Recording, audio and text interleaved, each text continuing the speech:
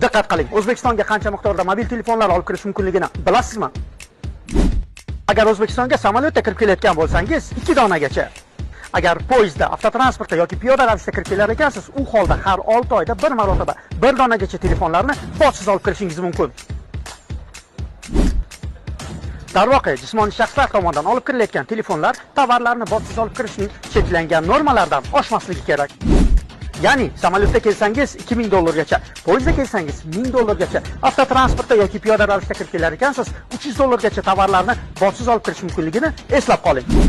Samolyotda, poyezdda, avtotransportda yoki piyoda ravishda kirib kelishingizdan qat'iy nazar, o'zingiz bilan olib kelayotgan telefonlarni albatta yo'lovchi bojxona deklaratsiyasida ko'rsating. Ushbu deklaratsiyalar o'zingiz bilan olib kelayotgan telefonlarni majburiy tarzda UZM tizimidan ro'yxatdan o'tkazishda sizga asqotadi. Agar siz olib kelayotgan telefonlar belgilangan normalardan ortiqcha bo'lsa, uni aslo bekitishga urinmang yoki yo'lovchi bojxona deklaratsiyasida ko'rsatishdan cho'chimang.